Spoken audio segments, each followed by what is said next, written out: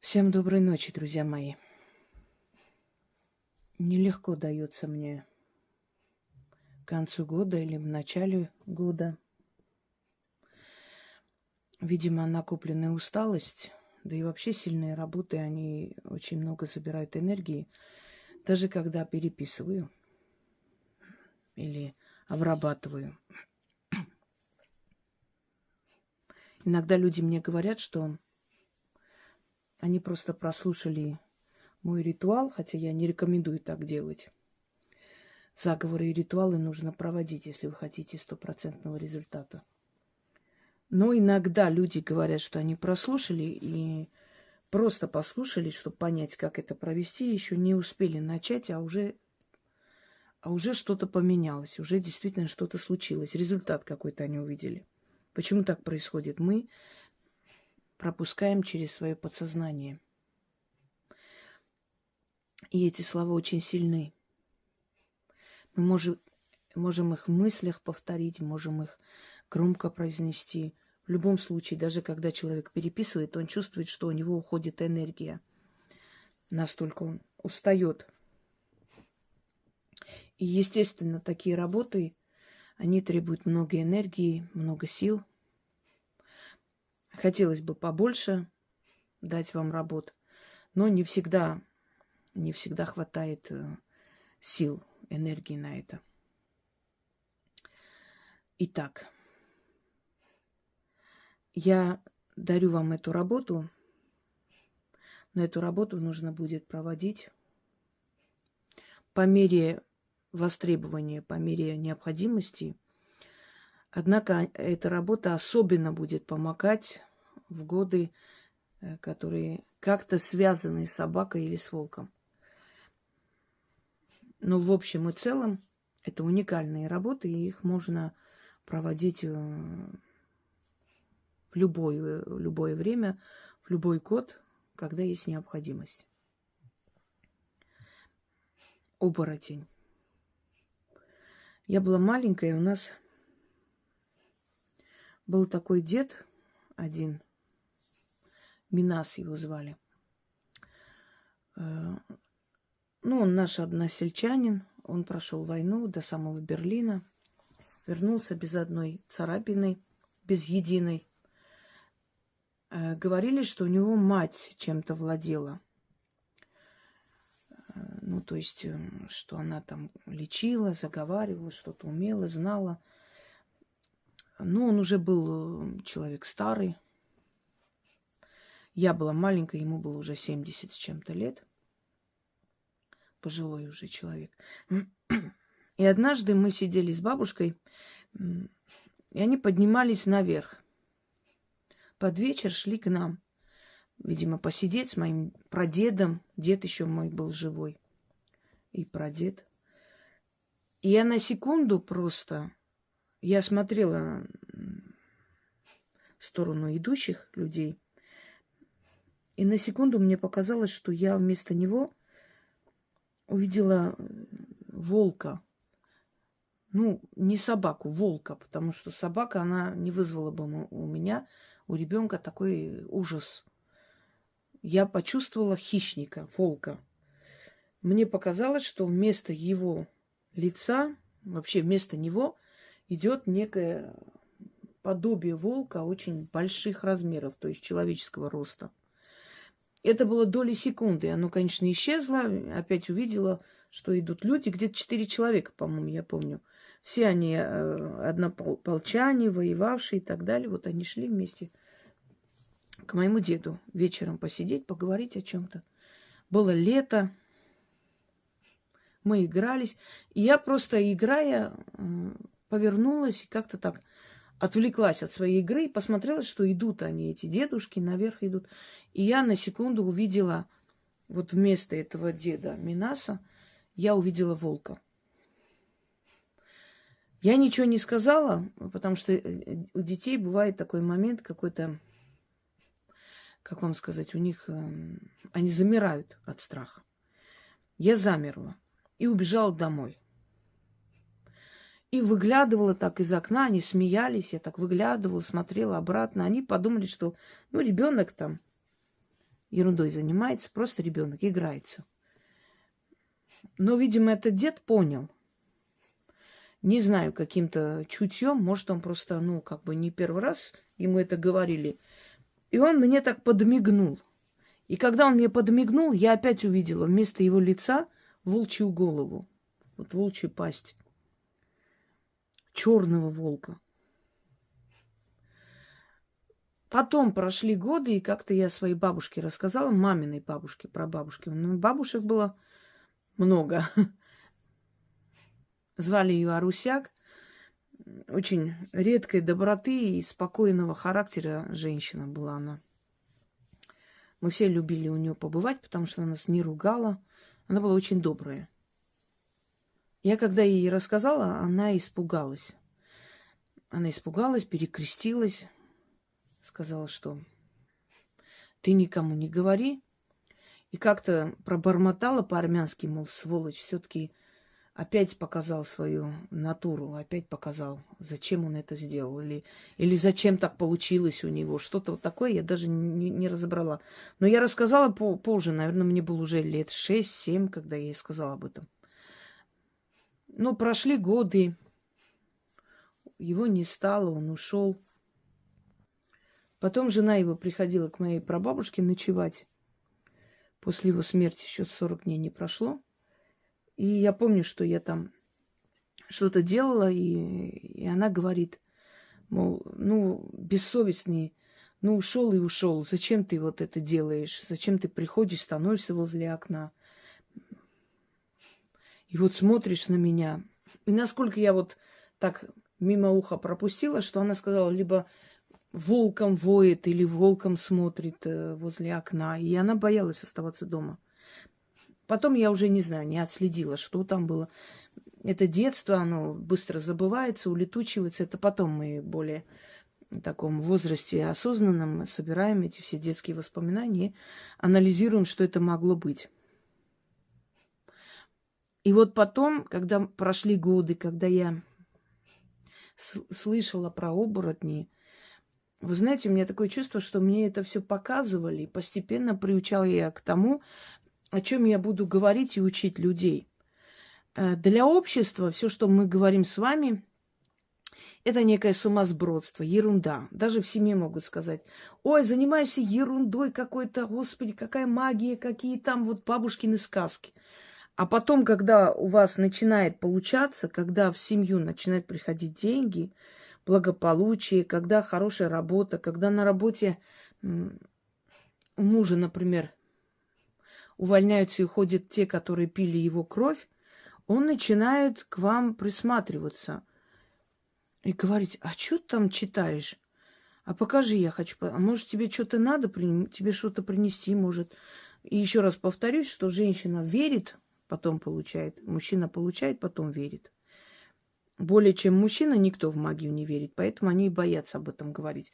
Именно потому, что они боятся. Они знают, что это существует. Каждый человек смеется над понятиями оборотень, значит, призраки, привидения, домовые и прочее, ровно до того момента, пока сам с этим не сталкивается. Был такой случай, когда вот такой Фома неверующий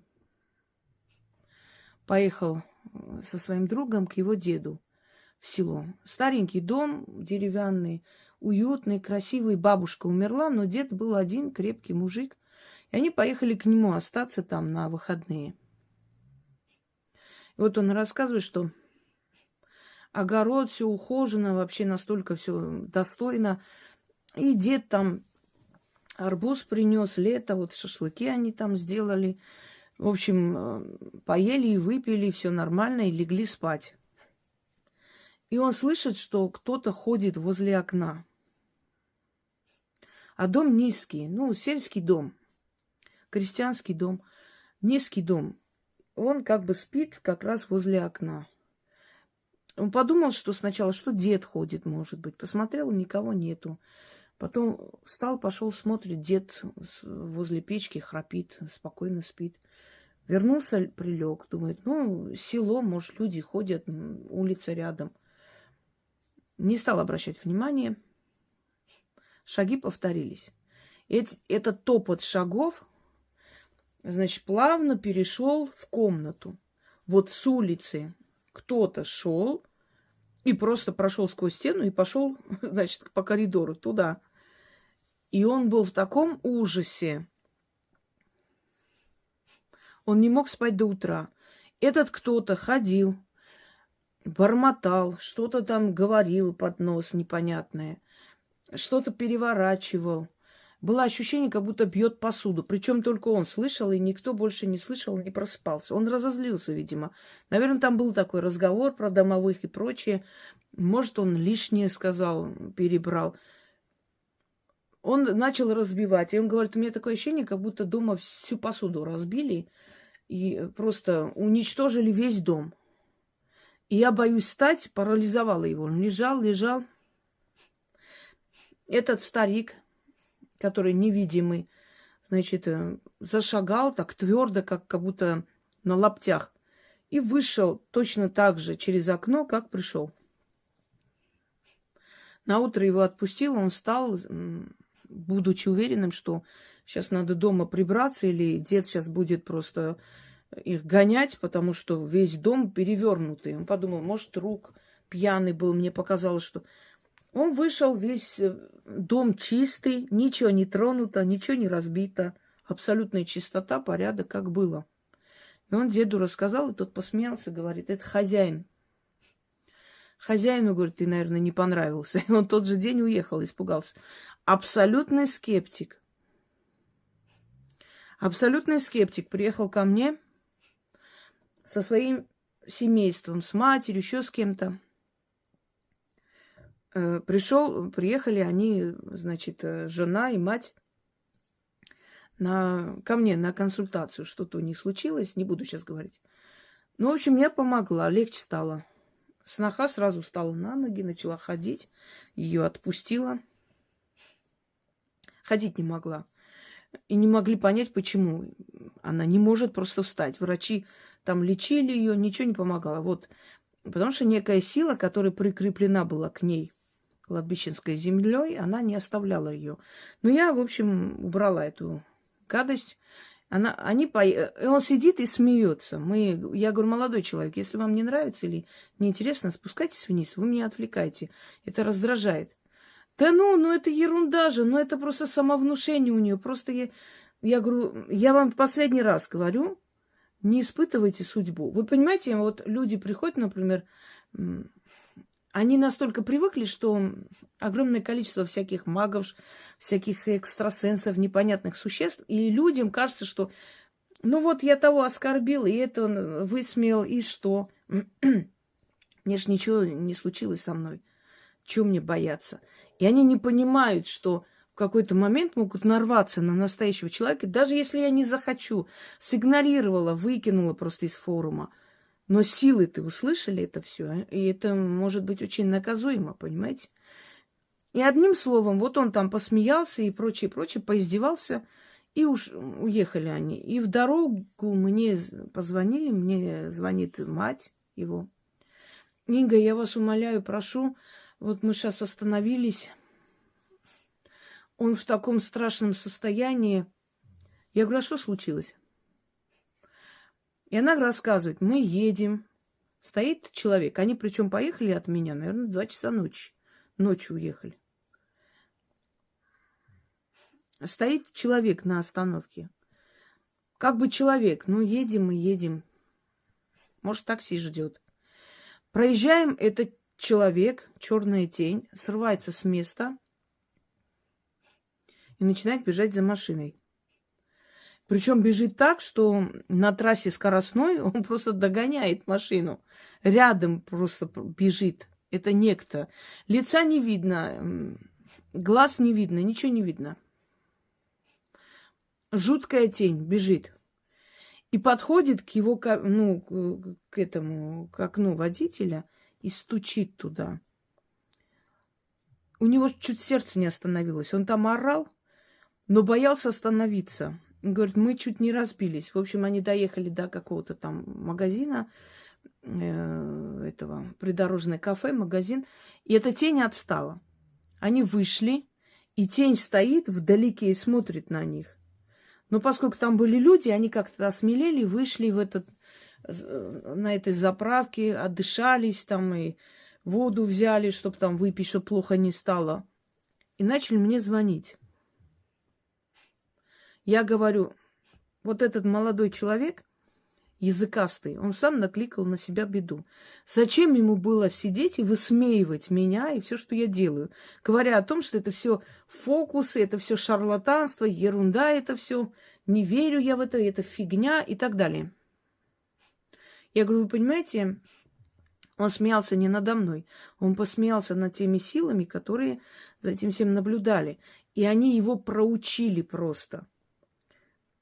И я говорю, пусть он для начала извинится передо мной, не потому что я зловредная тетка, а потому что так надо. А потом сказала, что ему говорить. И они стояли всей семьей, смотрели на эту тень, что-то произносили, и эта тень постепенно растворилась и исчезла. И они поехали домой. Хорошо, что там не было много народу, иначе бы их забрали в дурку, думая, что у них крыша поехала. Потому что они все стояли и что-то там, значит, говорили, глядя в одну точку. И он растворился и ушел. Вот я к тому, что люди, которые их не видели, вам очень повезло. Не искушайте судьбу, не смейтесь над этим. Это существует. Вот тот самый дед, который мне показался оборотнем, это значит, что он знал эту технику, поэтому это его и спасло на войне. Поэтому он живой, здоровый, абсолютно без ранений каких-либо вернулся назад. А по его рассказам было очень опасное, то есть очень много опасных мест, где он мог погибнуть, попасть в плен, замерзнуть мог, все что угодно, но он выжил. Понимаете? Именно вот благодаря, наверное, мать что-то сказала, что-то дала, и поскольку эта волчья натура настолько к нему прикрепилась, стала единым целым, что вот я, человек, которому дано было это видеть еще в детстве, я это увидела, но никто это не видел. А я увидела, понимаете? Я удивилась, что никто это не замечает, кроме меня. Это доля секунды. Секунда, вот просто лицо человека другое. Морда волка. Но это настолько быстро, вот доли миллисекунды, я не знаю, вот раз, вот как свет выключили, включили. Но ты это видишь, все, этого тебе достаточно, чтобы понять. Когда мне сделали операцию, мне нельзя было особо ездить никуда. Я вот с того времени начала ехать на такси, потому что была вынуждена. Метро я не переносила, мне становилось плохо. У меня нарушилось очень много нервных окончаний. Это все-таки лицо, голова, понимаете? Это не рука, а перерыв. И у меня началось после этого во много раз увеличилось вот это видение мира, потому что я оказалась наполовину в мире мертвых. Я начала видеть людей, которые умрут. От них пахнет венком. Даже когда я говорю с человеком, общаюсь, и человек у меня просит какой-то помощи, я вижу, что он умрет в ближайшее время. Конечно, я не могу говорить человеку такое. Ну, никак. Он приходит совершенно по другим вопросам, проблемам. Если есть возможность спасти, могу намекнуть, что вот можете провести такое может быть. Но если я вижу, что человек уйдет, мне не дано. Если не просят меня, я не имею права туда вмешиваться. Это наказуемо. Пару раз так было, пыталась оградить человека. Он меня оскорбил, потом преследовал, потом было страшно, вот когда он попал в аварию и погиб. Вот тогда его жена мне сказала, вы были правы. Пахнет венком. Вот прелыми, сладковатыми такими цветами. который уже начинает разлагаться. Неплохой запах, а запах сладковатый. Это раз. Потом я начала видеть людей, внутри которых сидят демонические сущности. Он еще не одержим, он, может, и никогда не будет одержим. Но в нем эти черти сидят, и они меня видят, а я их вижу. Понимаете? Ты смотришь в глаза человека, у него в какой-то момент становятся белые зрачки. У меня такое бывало. Я пугала так кого-то. Не специально мы разговаривали, и он так: а что с твоими глазами? Я говорю: не знаю, что такое. Прям белые зрачки у тебя стали на секунду, как у мертвого. Я не знаю, я не вижу этого. И потом поняла, к чему это. Так вот, друзья мои, я к чему говорю это вступительное слово? Вы должны понимать, что это очень серьезно, мир магии.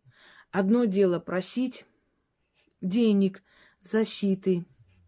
Дальше усугубляемся. Наказание врагов. Но не называя никогда. Я сняла с вас эту ответственность полностью. Почему? Потому что вы не говорите вот там Иван Петрович или такой-то, чтобы вот с ним вот такое случилось. Нет. Вы даже не говорите, чтобы случилось чего-то. Вы с себя снимаете и говорите: кто мне делает зло, кто хочет меня сгубить, того найдите и накажите. И духи сами находят. Это означает, что вы потом абсолютно не отвечаете ни за что. Потому что невинного человека они не заденут. Никогда. Даже если вам кажется, что это он, вот этот человек точно, уверенно. Вы начитали, не назвали его имя и ждете, что он накажется. Может наказаться очень близкий человек, от которого вы не ожидали никогда. А потом раскрывается правда. Потом люди тебе в глаза говорят: я тебя ненавижу, там, ну, в общем, понимаете, из-за чего. И вы приходите в ужас от того, как духи находят. Вы забываете, что духи, им много миллионов лет некоторым. И они прекрасно знают людей, они знают, что хотят от вас, что вы хотите. Вот это второй аспект, да, наказание врагов и прочее.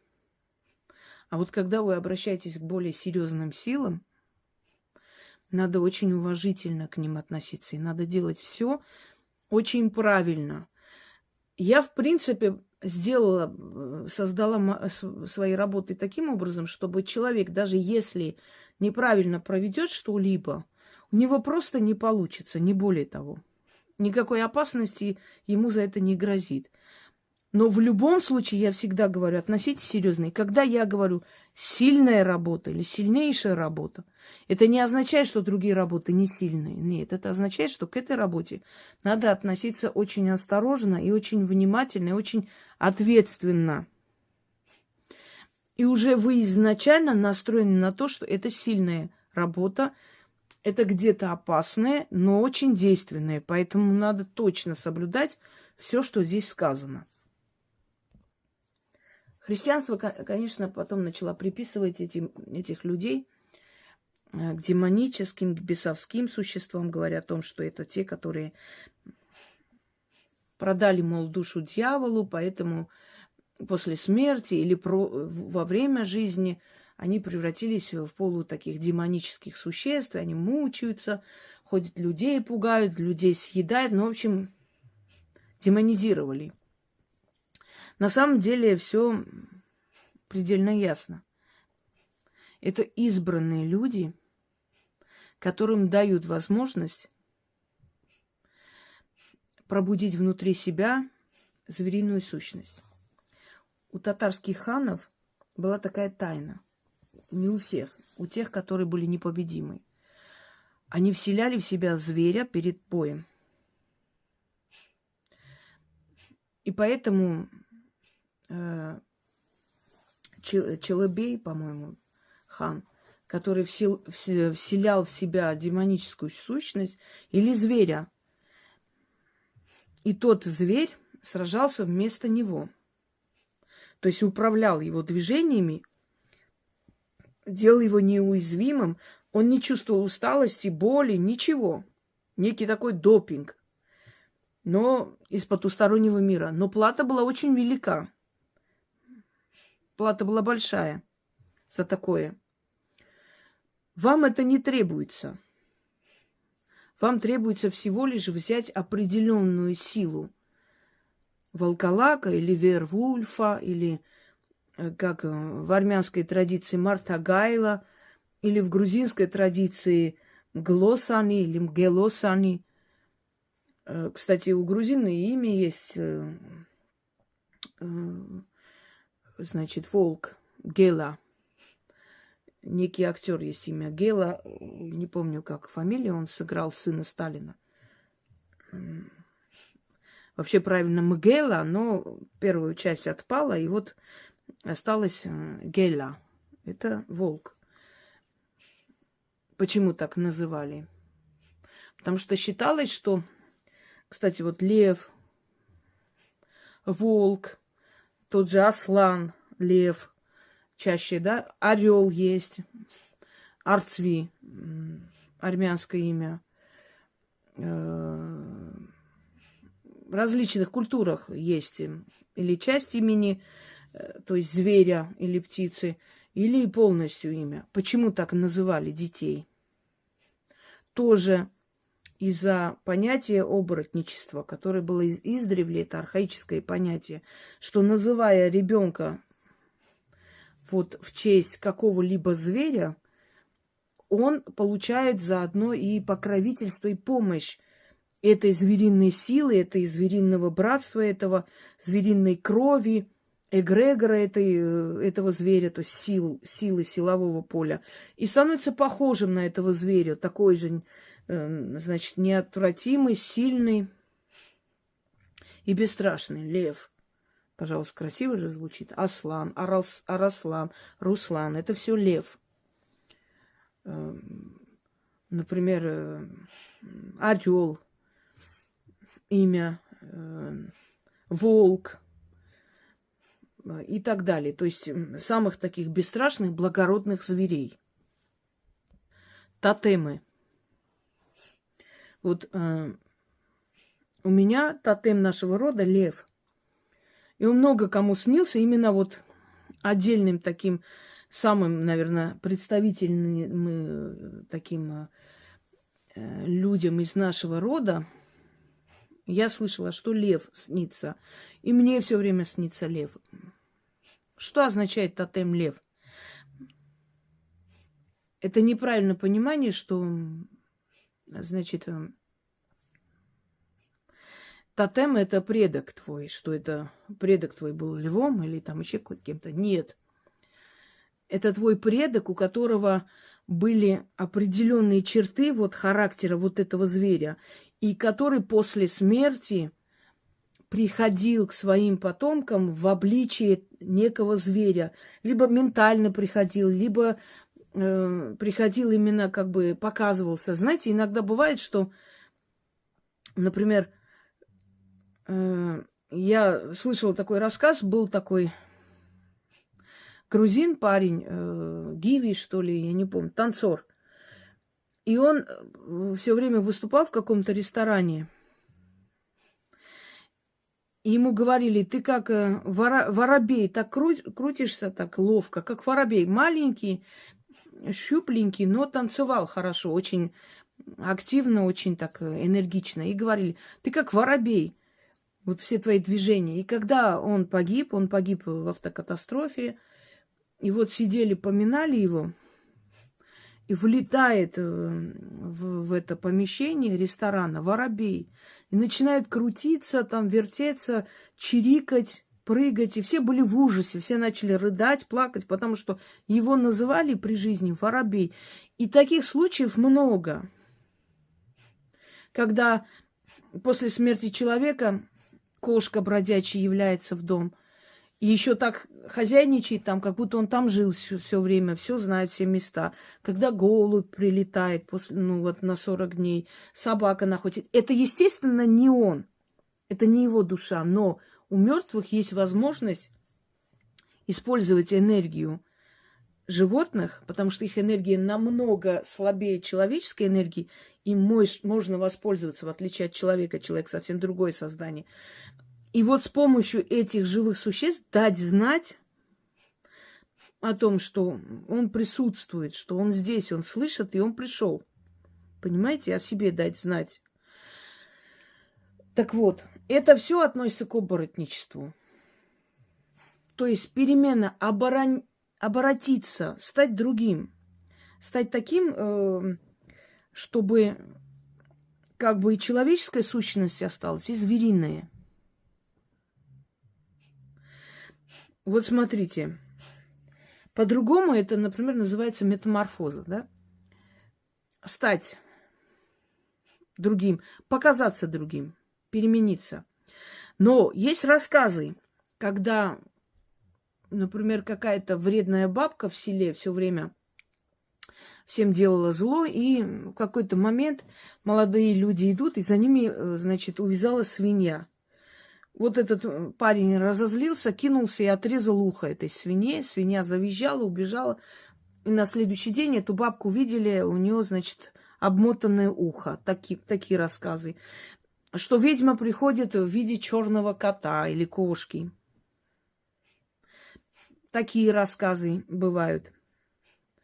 Но к чему это? На самом ли деле они становятся зверями? Нет, конечно. Но есть понятие морок. Когда начитывают, и ты смотришь на человека и видишь кого-то другого. Кошку, собаку. Ты можешь не понять, что это человек. Существует очень сильный морок. Но, друзья мои, этот морок надо уметь наводить. Не всем это дано. Знать-то все знают. И, может быть, и найдут это древние заклинания, начитают. Но это не гарантия того, что человек сможет обернуться в того самого существа, в которого хочет обернуться. То есть во многом это то, что нам навязывают.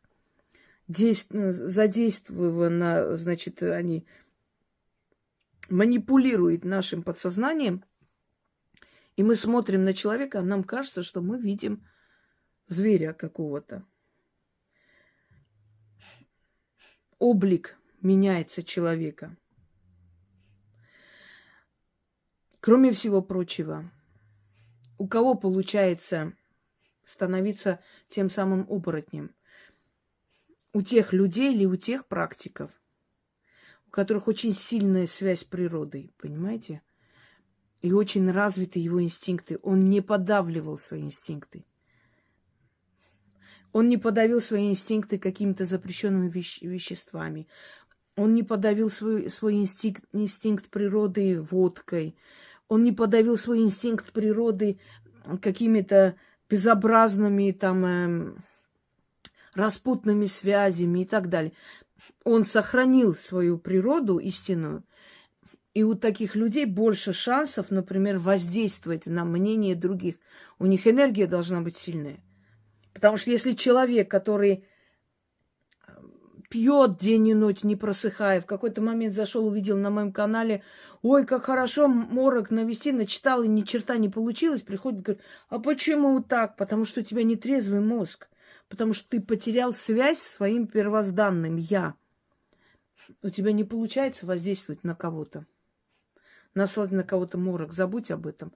У тебя самое большее может получиться, быть может, немного призвать деньги. У тебя слабая энергия для этого. Понимаете меня? Натура оборотня – это балансировать между миром людей и миром живых существ, дикой природы. И для этого... Если вот человеку дано принимать вот это обличие оборотня, либо человек должен быть из колдовского рода, уметь знать, изначально его научили, и он для этого все сделал в своей жизни, то есть жил той жизнью, которая положена ему жить. И поэтому его энергия настолько мощная, что у него получается стать тем, кем он хочет стать. Либо навести такой морок, и получить на короткий срок, определенное время, эту звериную силу, сущность для того, чтобы решать какие-то проблемы. Ненадолго. Но это уже другое оборотничество. Много знаем из истории случаев, когда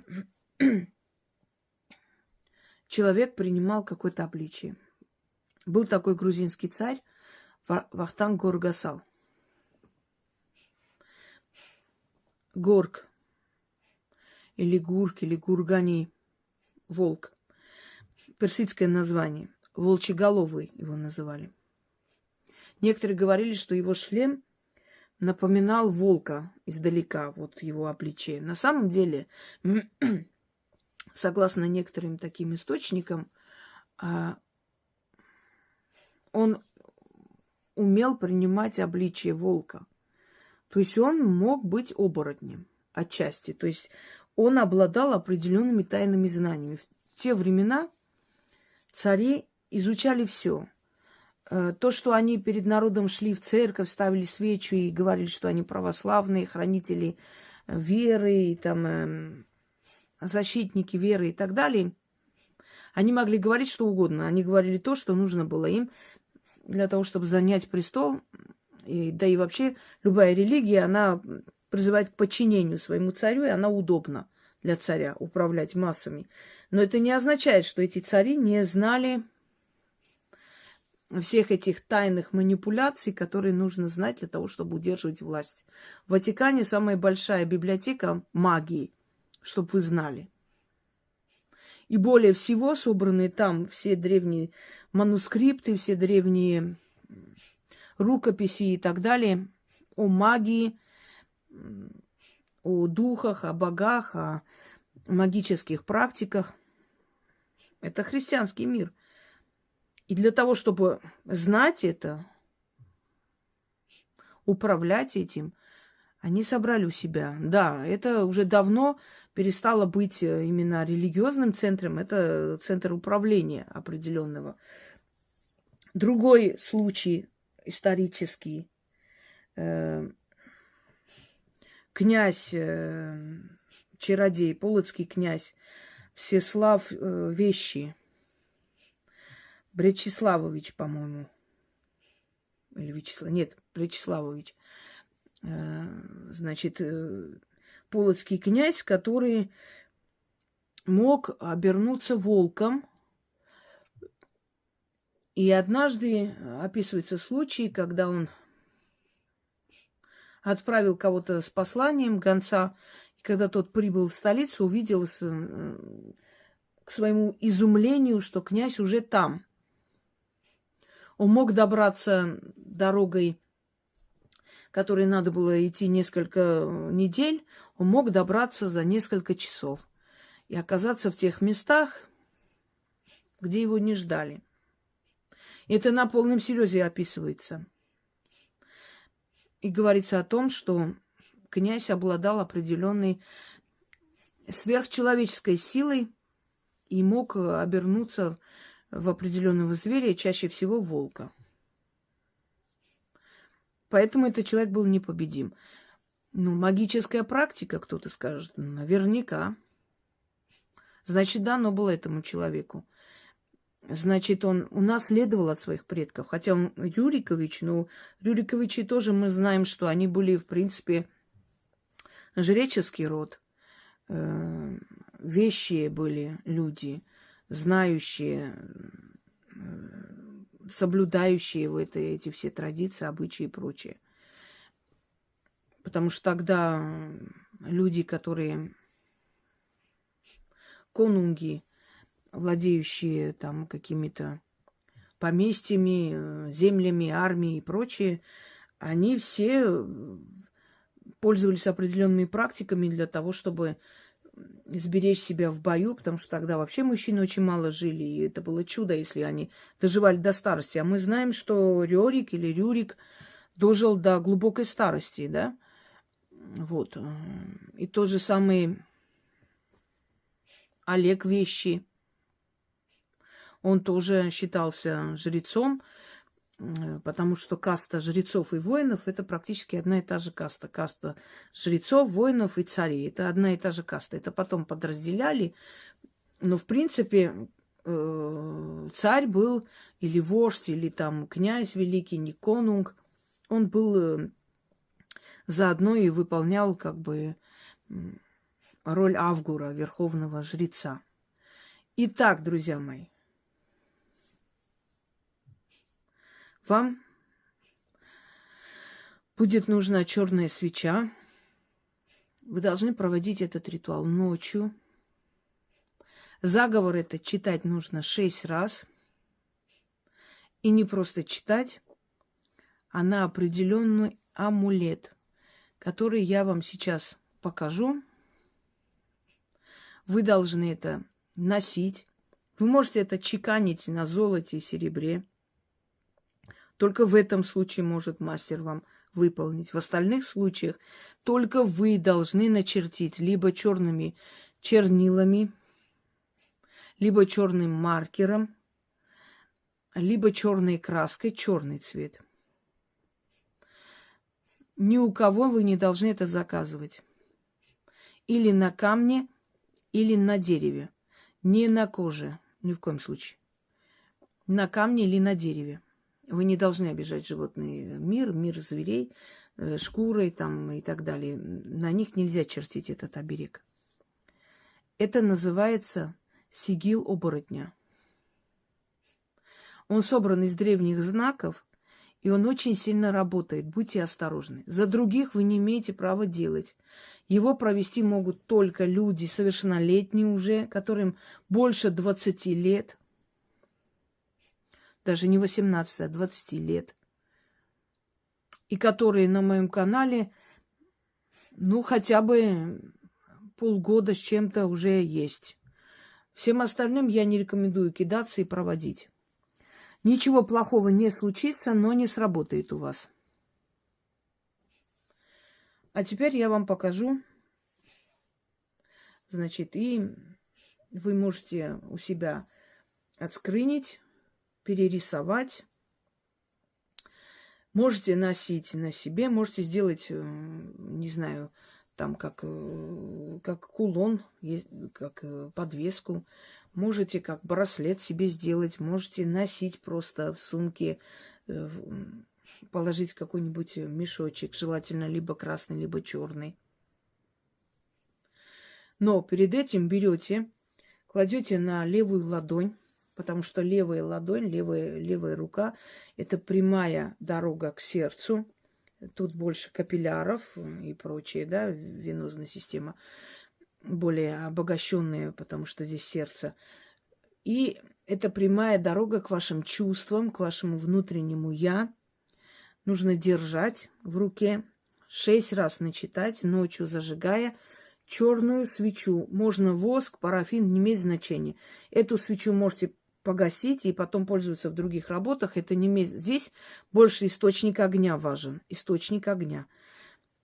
Значит, черная материя на алтарь, амулет и свеча. Более ничего не требуется. Вот этих прекрасных волков, которых вы здесь видите, это для красивой декорации, для того, чтобы вам было приятно смотреть и осознавать и понимать, о чем речь. Распускайте волосы, снимайте все украшения, вплоть до обручальных колец, кладете куда-нибудь рядом, сережки, все. Надевайте более свободный наряд какой-нибудь. С 00:00 по 03:00. Значит, с 12 ночи, грубо говоря, по-народному, до 3 ночи. Это время темных сил, это время, когда вы проводите. Для чего проводят эту работу? Чтобы вы были невидимы для своих врагов, чтобы внутрь вас вселилась вот эта сила волка, чтобы вы фанили энергии силы и страха, если вам это нужно, чтобы вас боялись те люди, которые вас гнобили, чтобы внутри вас сила волка руководила вами, вела вас, и вашими устами говорила и ставила их на место. Это не агрессия ни в коем случае. Это не внедрение агрессии в человека или злости, или что. Нет. Волчьей хитрости, волчьего могущества, волчьего бесстрашия. Вас начнут уважать, увидят в вас характер. И самое главное, ваше звериное чутье пробудится и будет вас оберегать и заранее вас, значит, отводить от разных капканов и разных опасностей. Есть у меня такой ритуал, называется пробудить внутреннего зверя или выжить любой ценой. Так вот, те, кто это проводил, вам скажут. Их просто пинком выкидывают из этого болота, из этой трясины, из этого вот безнадёги выкидывают. Просто как котенка, знаете, с этой грязной жижи вот так взяли за шкирку и вон туда кинули, где цветы и розы. Вот примерно так вытаскивают вас из той трясины, в которой вы сидите. Не можете ничего не решиться, не выйти, безысходность. Сразу появляются люди, которые вам помогают. Сразу появляются, смотря у кого какая цель. Какая нацеленность? Кто-то хочет найти работу, чтобы стать самостоятельным и уйти. Кому-то нужен покровитель, кому-то нужен сильный мужчина, в конце концов, который возьмет их на поруки, вот станет другом, мужем, всем на свете. Кому-то нужна свобода от тирана. У всех свои цели, правда, в жизни. Мы не можем одинаково говорить, вот так должно быть. Нет. Но силам это виднее. Каждый раз, не дожидаясь, пока у вас в жизни что-то начнется, сначала раз в неделю это читать, потом раз в месяц достаточно, потом уже по необходимости все время внутри себя держать эту силу волка. И вот в этом состоянии метаморфоз, это полумирах находясь, то есть не совсем будучи в этом мире человеческом, но и не в зверином, но между ними находясь. Абстрагироваться от мелких человеческих каких-то страстей и стремиться к более высокой цели. Внутри все меняется. Помните фильм «Оборотень»? Кто там играет? Николас, вот все, забыла его имя, один из голливудских актеров. Ну и Мишель Пфайфер, по-моему, да.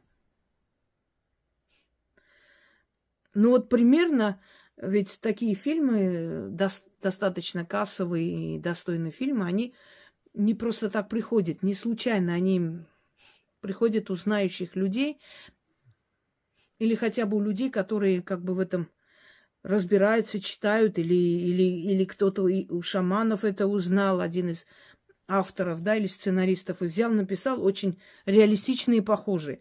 Такой же реалистичный фильм, например, «Дом грез» называется. Я вам рекомендую посмотреть. К сожалению, у нас уровень Голливуда еще не дотягивает. И не только из-за денег. Там серьезно подходят к этому. Вот «Дом грез». И вы поймете, почему безумные люди видят вот так. Им кажется, что ну вот вы их не понимаете. Ну как, я же... А вы видите совершенно другое. Это просто потрясающий фильм, и он так снят правильно. Я просто, ну как бы сказать, я была шокирована. Я недавно смотрела, особо времени не было. Я поразилась этой гениальности. Без никаких лишних каких-то этих излишеств показано видение безумца. Почему мы не можем безумца переубедить, что это не так? Потому что у него такое видение, понимаете? Это потрясающе. И сразу вы понимаете, в чем дело. Как он живет, обитает между мирами. Это тоже некое оборотничество, только он не совсем в пользу человека. Потому что он как бы живет в мире людей, но и в мире своего. Ну, это даже не безумство. Он видит, действительно видит. ушедших. Он видит, он с ними общается. Это не безумие, просто он уже видит иной мир, который нам пока еще не видим, и поэтому мы не понимаем, что он там делает. С кем он говорит. Он-то говорит со стенами, а оказывается, нет. Итак, это работа, которая поможет вам пробудить вас, вашу звериную сущность, поменяет вас, сделает ваше чутье сильным. Да, кстати, вот фильм «Оборотень».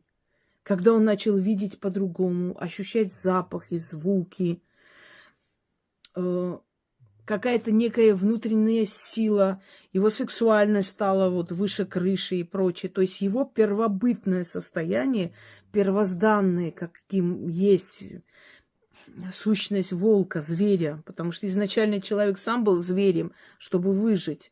Это потом он изнежился, потому что уже вроде с пещер переехал на квартиру.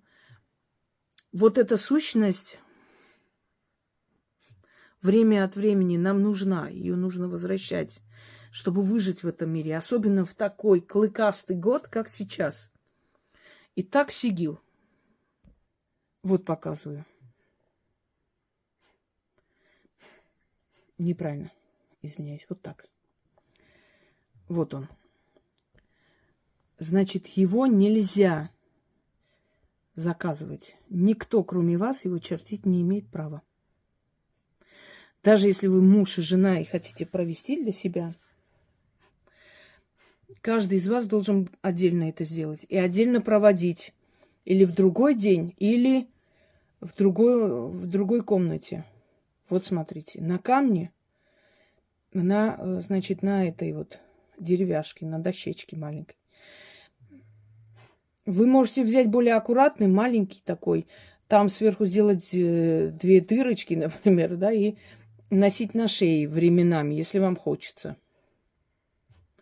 Это камень, один из разновидностей кристаллов. И, значит, дерево. Вот еще раз показываю. Вот так вот берете, делаете скрин и у себя, значит, это сохраняйте. Можете перенести пока на бумагу и оттуда уже аккуратно сделать. Так, смотрите. Значит, волчья луна или круглая луна, полнолуние. Поскольку волк – это проводник между людьми и темными духами, темными богами и вообще сопровождает Гекату. И часто изображают ее символами, значит, Гекаты Тривии, да, тройственной богини. Круглая луна, значит, растущая луна, вот видите, и убыльная луна, убывающая.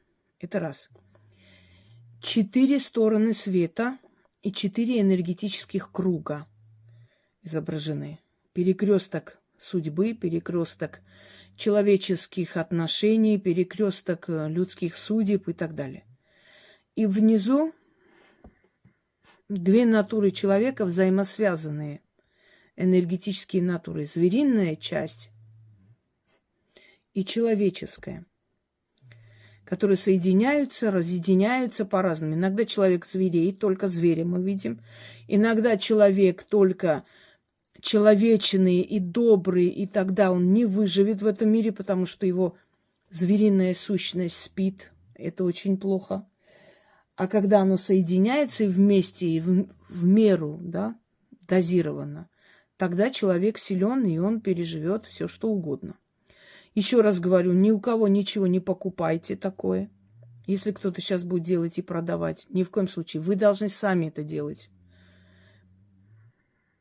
Это нельзя нигде, значит, ни у кого покупать. Единственное, что если вы захотите, чтобы отчеканили на благородном металле золото, серебро, платина. Все. Ну вот, отчеканили вам, сделали этот символ, сигил оборотня. Вот вы носите и начитываете и так далее. Теперь немного с вами поговорим про понятие сигил. Зачем оно нужно и что дает человеку. Вообще любой символ, ну, для чего он вообще существует. В переводе, если так перевести с латыни, именно он означает символ. Символ того или иного божества, то есть отличительная черта, да, или собраны воедино все вот особенности этой силы. Сигил обладает силой изначально, но его нужно оживлять время от времени, усиливать, дать свою энергию, призывать силы и призывать определенного помощника, который приходит и с этим символом, как бы это символ, как посредник между вами и помощником. Любой амулет, талисман и прочие, которые создаются специально для человека, это призыв силы. Сила через этот предмет-посредник с вами рядом находится. Это не камень, и не бумага, и не начерченные какие-то символы вас оберегают, а та самая сила, тот самый стражник или хранитель, которого приглашают, призывают на этот символ, чтобы вы понимали. Вот почему я говорю, что это фигня на постном масле. Все эти амулеты, талисманы, бесконечные нити какие-то, свечи какие-то чудотворные. Невозможно настолько людей начитывать одним махом, оптом на всех вызывать каких-то хранителей. Поэтому это делалось редко для кого. Это делалось именно индивидуально для человека или на особый случай, или надолго, или навечно. Но в любом случае это делалось за очень большую плату. Плата могла быть в начале, плата могла быть в конце, когда дело сделано. В любом случае это должно было иметь место быть. И уходила большая энергия. Поэтому и плата была большая, потому что человек должен был долгое время как-то жить и отказывать людям на недели-две восстанавливаться. Понимаете? И вот этот детский лепет с этими амулетами и талисманами, ну это просто уму непостижимо. Оптовый рынок. Знак, символ, печать, как хотите. Вот смотрите. Каждая сила, демоническая сила, сила божественная и прочее обладает, имеет свой сигил, свою печать. Даже в Библии не раз упоминается печать такого-то ангела, печать другого ангела, да, и так далее. Это определенные знаки, которые уже наделены определенной силой. Они уже настроены на определенную, значит, они будут притягивать то, для чего они созданы. Служат они для того, чтобы добиться того состояния, которое нужно в данный момент человеку. Например, там с печати богатства, духов богатства, да, печати духов защитных, печати вот там оборотня и так далее. Далее, чтобы вас не грузить. Еще раз напомню.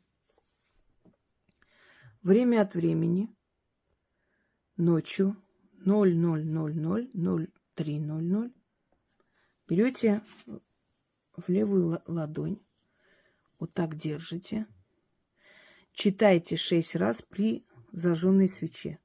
Свечу нельзя дуть, значит, гасить, только вот гасителем или там, ну, пальцами, не знаю, но есть гасители, эти гасилки.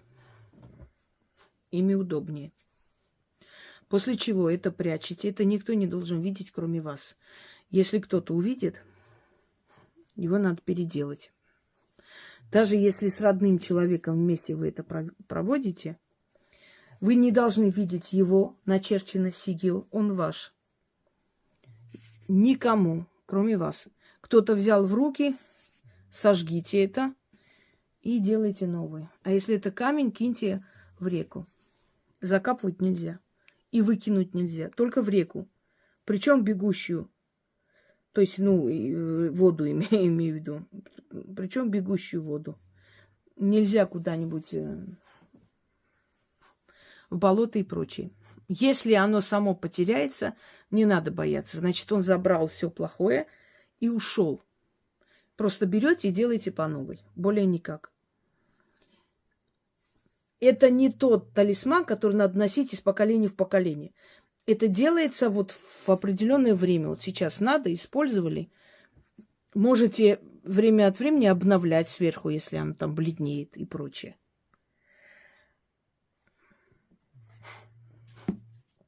Откуп. Откуп стандартный за помощь, которую вам дают силы. Если эта помощь приходит, если вы чувствуете, что вы меняете свою жизнь, вы откупаетесь так, как считаете нужным. Я об этом уже говорила, не хочу повторять 100 раз.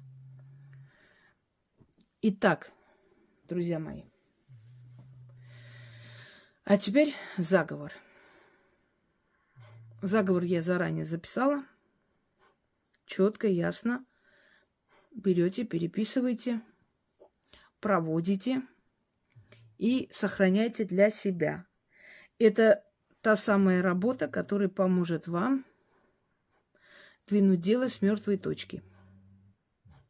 Поменяться, стать сильнее, раскрыть в себе свою звериную сущность и перенести себя ментально. Чем чаще вы будете это делать, не надо это каждый день делать, но чем чаще вы будете это делать, тем сильнее ваша связь с тем самым природным животным миром будет укрепляться.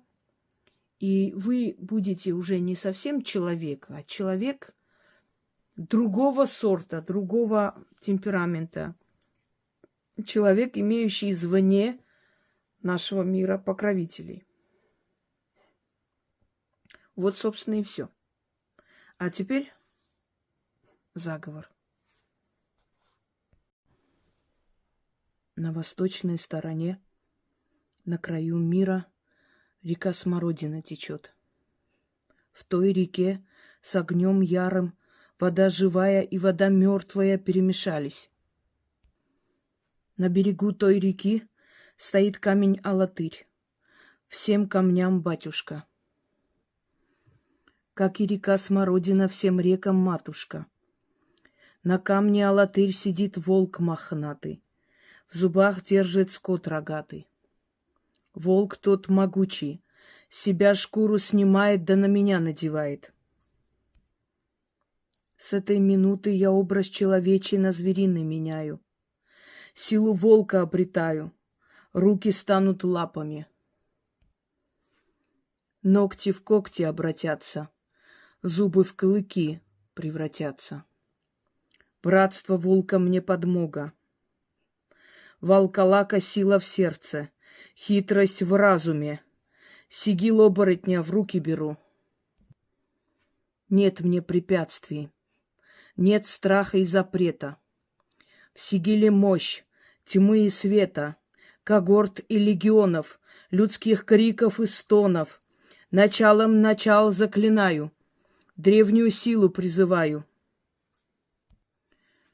Сигил сей я оживляю. Как свеча горит от огня жгучего, так и сила древняя просыпается от заговора моего могучего. Бесшумно мимо опасностей пройду. Меня мои враги не найдут. Сигил мой, пронеси меня по ту сторону жизни и смерти, где тайна сна живого и тайна сна мертвого, где вороны клюют мертвые глазницы, куда не пройти ни зверю, ни птице. Там у реки Смородины возле камня алатырь.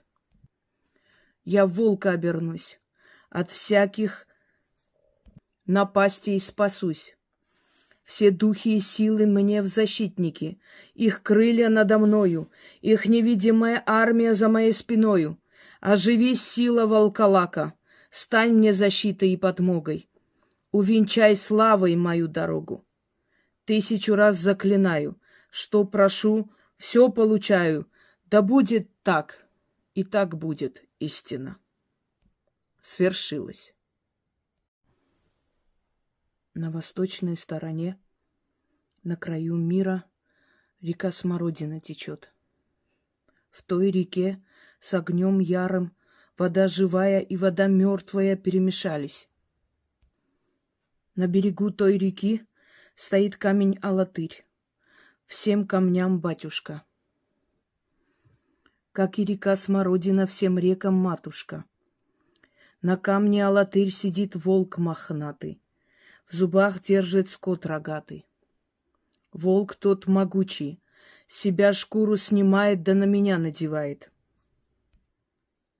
С этой минуты я образ человечий на звериный меняю. Силу волка обретаю, руки станут лапами. Ногти в когти обратятся, зубы в клыки превратятся. Братство волка мне подмога. Волколака сила в сердце, хитрость в разуме.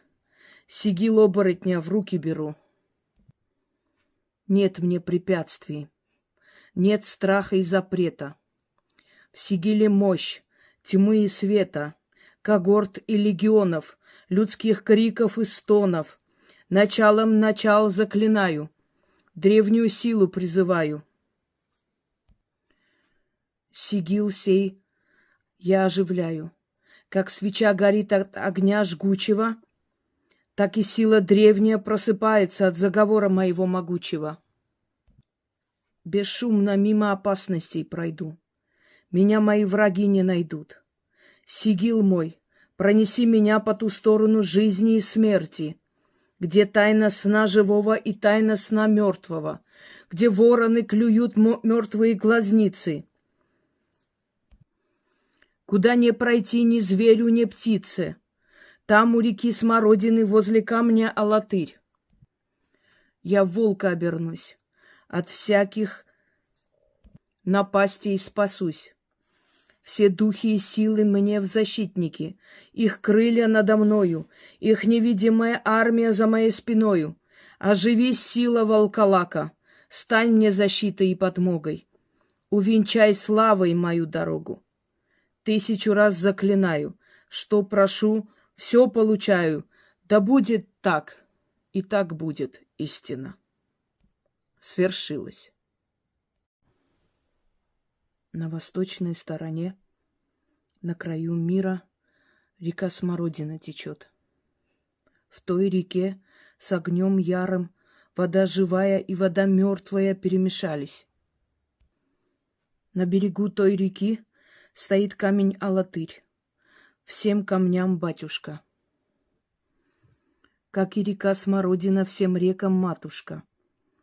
На камне алатырь сидит волк мохнатый, в зубах держит скот рогатый.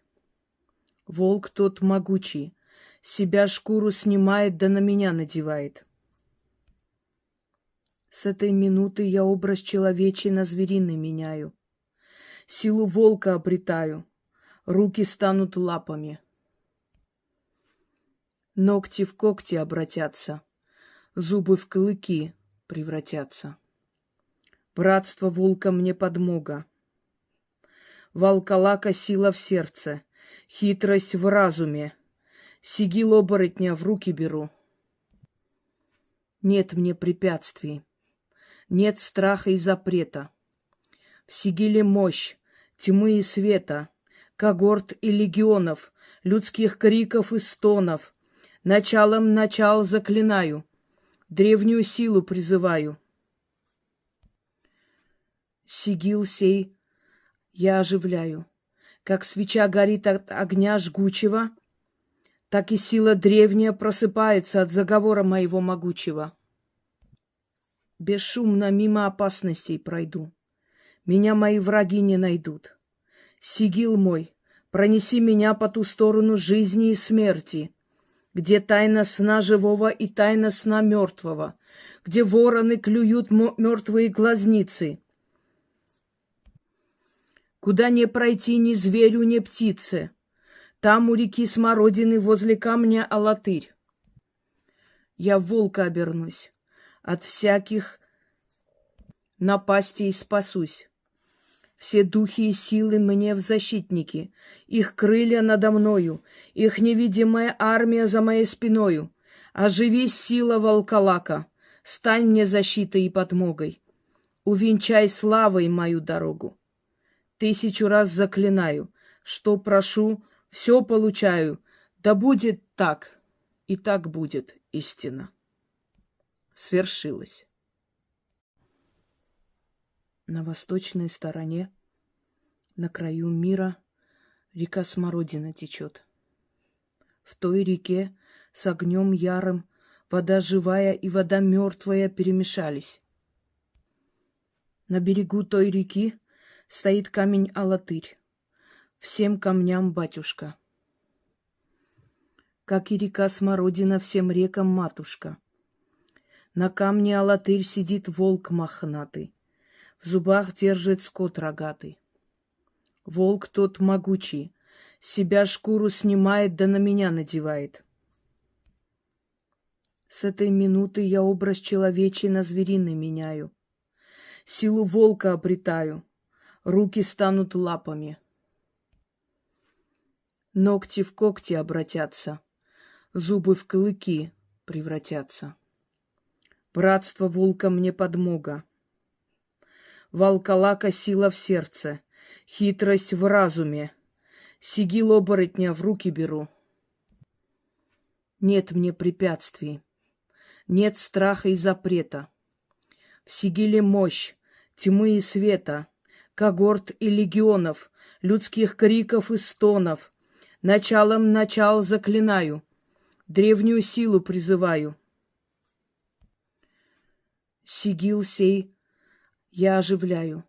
Как свеча горит от огня жгучего, так и сила древняя просыпается от заговора моего могучего. Бесшумно мимо опасностей пройду. Меня мои враги не найдут. Сигил мой, пронеси меня по ту сторону жизни и смерти, где тайна сна живого и тайна сна мертвого, где вороны клюют мертвые глазницы, куда не пройти ни зверю, ни птице. Там у реки Смородины возле камня алатырь. Я в волка обернусь, от всяких напастей спасусь. Все духи и силы мне в защитники, их крылья надо мною, их невидимая армия за моей спиною. Оживись, сила волколака, стань мне защитой и подмогой. Увенчай славой мою дорогу. 1000 раз заклинаю, что прошу, все получаю. Да будет так, и так будет истина.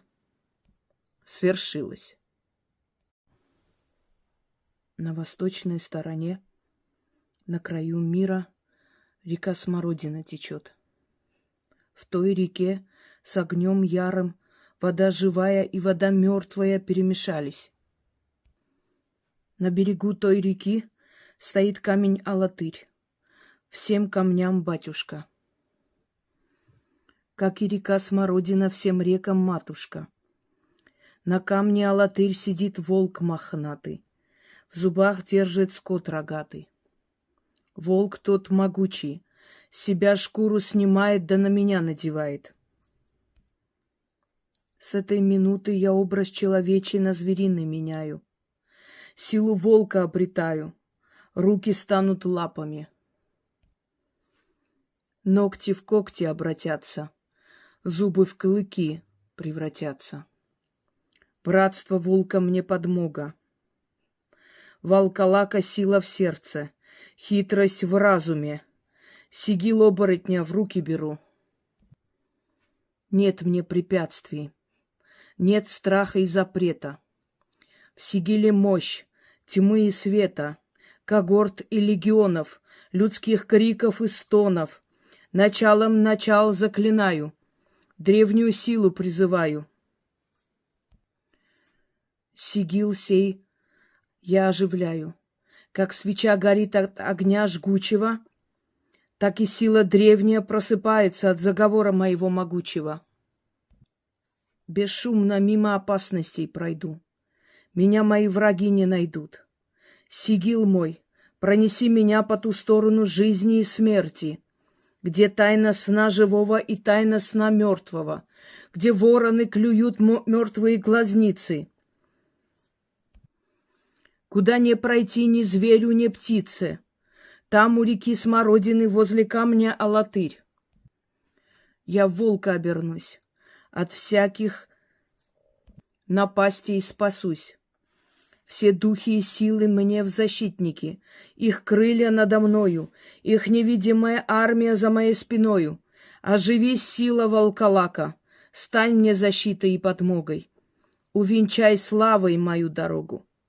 1000 раз заклинаю, что прошу, все получаю. Да будет так, и так будет истина. Свершилось. На восточной стороне, на краю мира, река Смородина течет. В той реке с огнем ярым вода живая и вода мертвая перемешались. На берегу той реки стоит камень Алатырь, всем камням батюшка. Как и река Смородина, всем рекам матушка. На камне Алатырь сидит волк мохнатый, в зубах держит скот рогатый. Волк тот могучий, себя шкуру снимает, да на меня надевает. С этой минуты я образ человечий на звериный меняю.